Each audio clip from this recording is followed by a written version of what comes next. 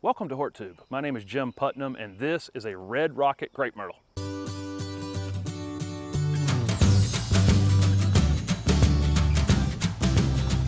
This is the true red flowering Red Rocket Crape Myrtle. Red Rocket ends up a little smaller than some of the other varieties like Natchez or Muskogee, but it still gets pretty big. This one can actually end up reaching as high as 20 feet in height over time. Red Rocket is listed in zones 6 to 9. My guess it'd actually be about 6B and probably worth a try in 10A. Red Rocket's going to be very fast growing. It's probably going to put on at least 3 feet of growth in a single season once it's established. Crepe Myrtles are definitely sun-loving plants and they really need some morning sun. They need to dry out pretty quickly in the morning. They are susceptible to powdery mildew if the leaves stay wet for a prolonged period of time. So we definitely want to put these in an area that gets at least 6 hours of direct sun. Red Rocket's going to end up pretty big over time. I doubt that this would be a good choice to have on the corner of a foundation.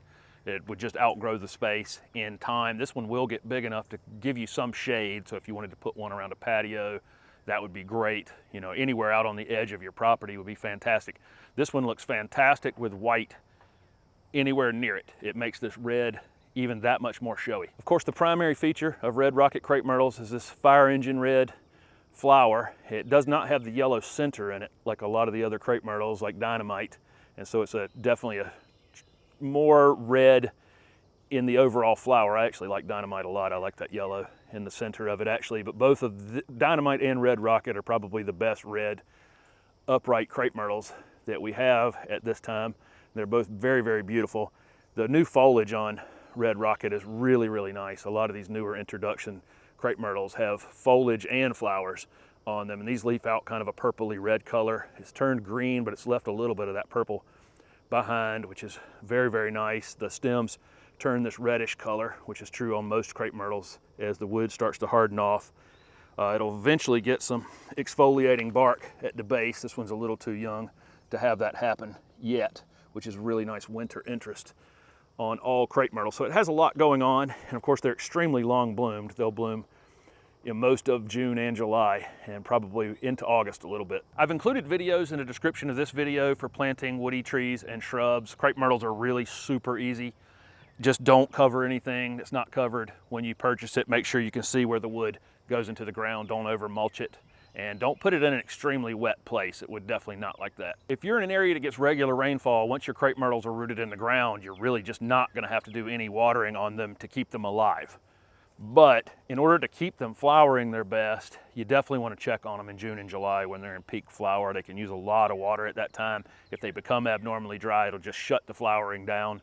So do keep an eye on them at that time. If it becomes dry, drown the space around them and then let them become slightly dry before you repeat that. I fertilize all my crepe myrtles before they wake up in the late winter or early spring. Any slow release outdoor fertilizer that'll last 3 to 4 months would be ideal. There's a lot of talk about pruning crepe myrtles. You'll frequently see these really butchered in commercial settings, and some homeowners will do it as well.